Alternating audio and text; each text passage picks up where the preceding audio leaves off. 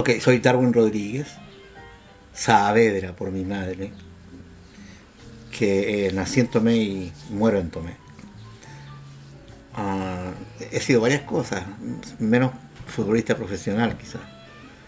He sido presidente del Círculo de Bellas Artes, he sido presidente del Partido Socialista de Chile, Tomé.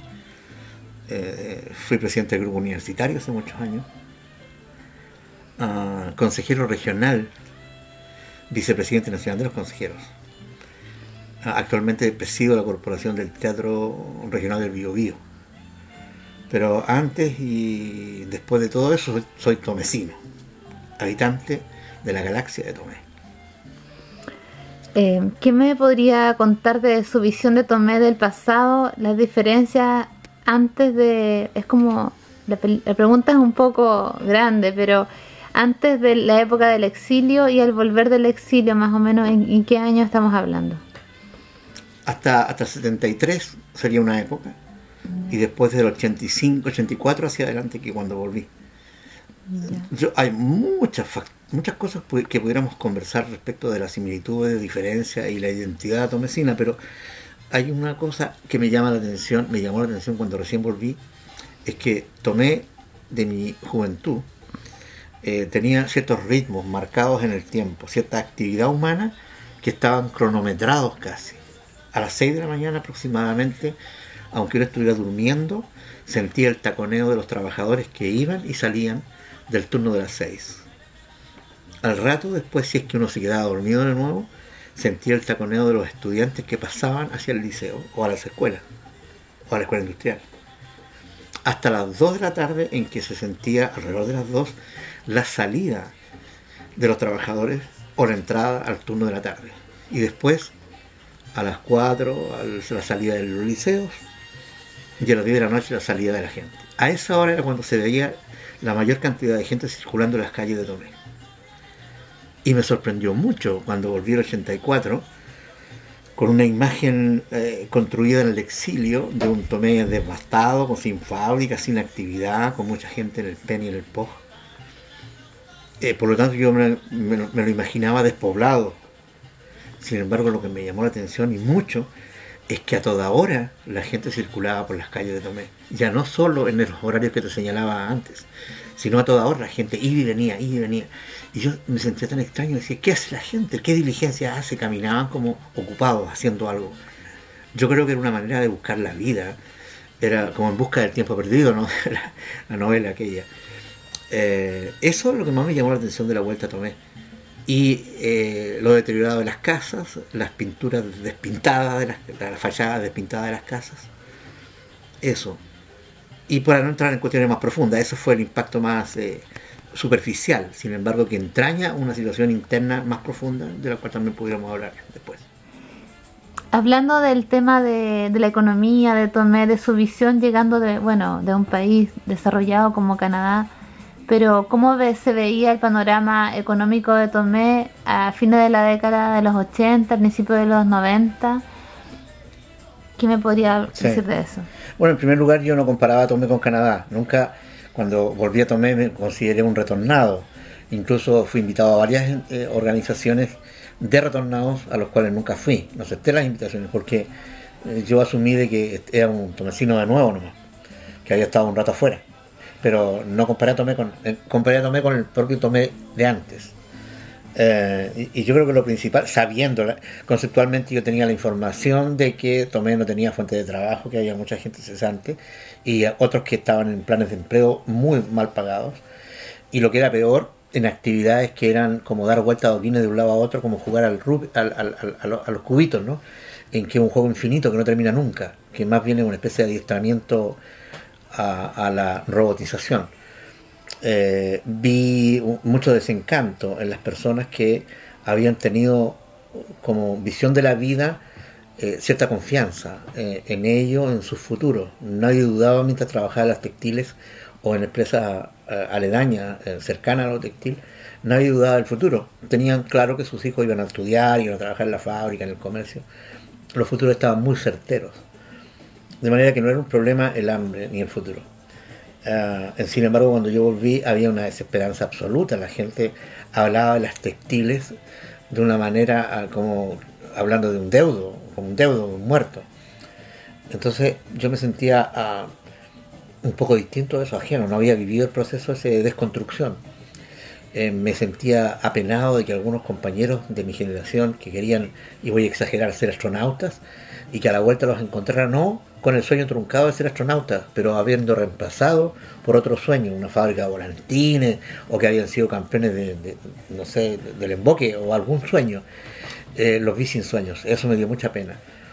Sin embargo, también me encontré con un grupo de jóvenes agrupados en torno al Círculo de Bellas Artes, que tenían un letrero en la plaza, por eso llegué, jueves de canto y poesía. Yo llegué un día sábado, el día jueves siguiente y ya estaba ahí y me encuentro con todos mis viejos amigos, como Santiago Espinosa, Américo Camaño, Mario Zapata, que no había sido amigo mío antes, pero yo lo reconocía como uno de los activos miembros de la comunidad cultural. Zapato, el Chami, músicos que yo no... bueno, el Chami había sido alumno mío en el liceo, ya no lo reconocí como tal porque eran distintos. Ellos me recordaron. Entonces me encontré por un lado con un Tomé deprimido, derrotado, alcoholizado en una gran cantidad de gente, con un gran índice de mortalidad por el alcoholismo y un alcoholismo repentino, porque de ir todos los días a la fábrica, los trabajadores acostumbrados por años, por generaciones, de repente se encuentran que se levantan temprano, no hayan dónde ir, la frustración de no tener que llevar a la casa para la comida, y la bodega en la esquina, y la bodega en la esquina, y la bodega en la esquina, hasta que se produce esa situación tan deprimente, pero al mismo tiempo los jóvenes con una esperanza o buscando algo. Muy bien. Ahora, bueno, entrando al tema cultural, quisiera que me diera una visión como bien resumida se podría decir, pero su visión de Tomé de la cultura, así como hemos identificado que es parte de la identidad de Tomé, de cultura en el pasado, en el presente, y también que nos comentara un poco de la editorial El Aire Libro, del cual usted es propietario. No, somos editores en conjunto, un grupo sobre la editorial, pero yo no suscribo la idea de que Tomé fue florecientemente cultural porque había industria textil. Yo creo que Tomé tiene, como todos los pueblos de Chile y del mundo, tienen culturas propias de su naturaleza, de su manera de vivir, de construir sus propias vidas. Tomé tuvo la fortuna de haber comenzado un proceso de industrialización mucho antes que el resto de Chile, porque Chile se industrializa a partir de 1930 o 1940, en circunstancia de que Tomé comienza con la fábrica textil de Bellavista en 1865, casi 60 años antes. Esto no es un dato nomás, sino que significa un cambio de la vida, porque eran campesinos que habían venido a dejar trigo, convertirlo en la arena y embarcado a California.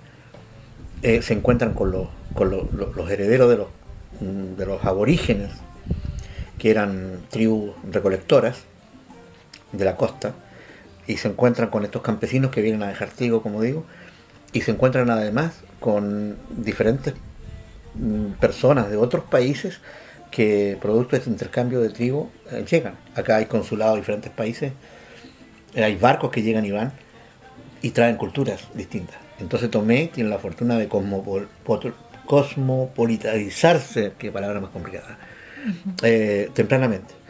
Los trabajadores de las textiles no solo reciben instrucciones de cómo manejar una máquina muy adelantada respecto al asadón que traían de antes, sino que además traen toda la ideología que en ese momento en Europa está vigente. Son ideologías emancipadoras, libertarias, humanistas. Está el plurionismo, el anarquismo, el marxismo, vigente en Europa. Y esos trabajadores que vinieron acá a enseñarle a los textiles tomecinos cómo manejar las máquinas también permearon de estas ideas y hicieron avanzar a estos campesinos en nuevas maneras de pensar la vida. Eso significó un adelanto. El tomecino se fue construyendo una mentalidad lista para enfrentar situaciones nuevas y construir situaciones nuevas, cualquiera que ellas sean.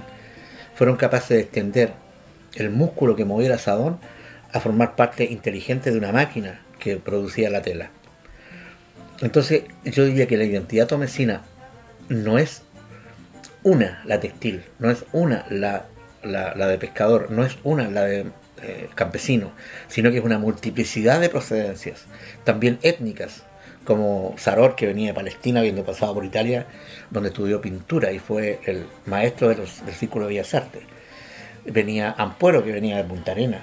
Bueno, todas las etnias, los alemanes, los italianos, los españoles, los palestinos, ya los mencioné, muchos llegaron acá y dejaron una impronta en la manera de ser del tomecino, que se caracteriza, digo, la identidad tomecina es la capacidad de adaptarse y construir nuevas situaciones, no ser textil. Eso es parte de la innovación que hubo. Esta época se caracteriza porque ya no es el músculo el que debe potenciarse, sino que es la mente la que debe potenciarse. Y esa mente está en los libros, por eso al aire libre. Como usted como presidente actual de la Corporación del Teatro Regional del Biobío, quisiera sí que me diera una visión su visión de la actividad cultural en Tomé en los últimos años y también que me contara un poco de su exitosa experiencia con el aire libre, con la editorial.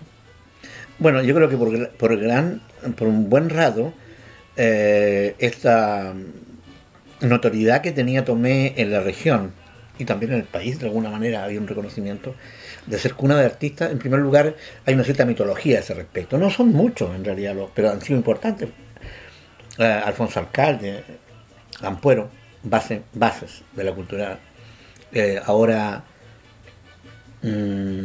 Santiago Espinosa, Vicente Gajardo, Egor Mardones, son importantes figuras en sus ámbitos en la región y en el país, en el caso de algunos. Pero sin embargo hay un florecimiento de muchos grupos, porque hoy día ya no es la cultura, sino que son las culturas. Siempre ha sido, pero ahora está reconocido en los discursos oficiales, la multiculturalidad, la interculturalidad como un elemento fundamental, y no que sea una la cultura oficial, una la identidad. Ese enriquecimiento significa también perder muchos individuos y ver a muchos. Ya no son unos poquitos nombres. Yo creo que hay mucha gente joven que está emergiendo y está planteando nuevos desafíos, nuevas maneras de ver el mundo, que las generaciones actuales, o las antiguas más bien, a veces no comprenden o no comprendemos. Yo trato de estar al día, trato de, no por ser más joven, sino que tratar de mantener la mente abierta a las nuevas realidades. Yo creo que Tomé se inscribe dentro de una región que está con una primavera cultural a portas. Va a haber una explosión cultural en esta región. Al respecto, usted me comentaba visitando el taller de Al Aire Libre de producción que ustedes han impreso gran cantidad de libros, más de 100 me decían en el último tiempo, y que incluso es más de lo que se ha impreso a nivel regional. ¿Por qué cree usted que han tenido ese éxito? ¿A qué se debe que han podido encontrar tantos autores que han querido o han tenido a lo mejor gracias a ustedes la posibilidad de imprimir sus libros? Bueno, precisamente por lo que te decía antes, porque hay un reconocimiento a la multiculturalidad y no a una cultura. El paradigma editorial en Chile siempre fue publicar a grandes escritores, grandes investigadores. En la universidad se publica a los investigadores top. Es decir, y lo tenemos que reconocer, es que esos top existen como una pirámide, porque hay para abajo una gran base que lo sostiene. Nosotros hemos sido capaces de distinguir, además porque esta base es de donde surge el pensamiento que está innovando. No es el pensamiento consagrado, no son los pensamientos consagrados, por lo tanto conservadores, que ya lograron su éxito. Desde abajo vienen conocimientos nuevos, descubrimientos, vienen desafíos, vienen jóvenes que están dispuestos a descubrir nuevas maneras de decir las cosas o de ver las cosas. Nosotros coincidimos con ese concepto, por lo tanto, en vez de publicar 1000 ejemplares de un autor famoso, publicamos a 5 autores no tan famosos, pero menos ejemplares. Y eso hace de que mucha gente tenga acceso a diferentes discursos, se enriquezca el debate y logremos descubrir nuevas preguntas más que nuevas respuestas. Muchas gracias.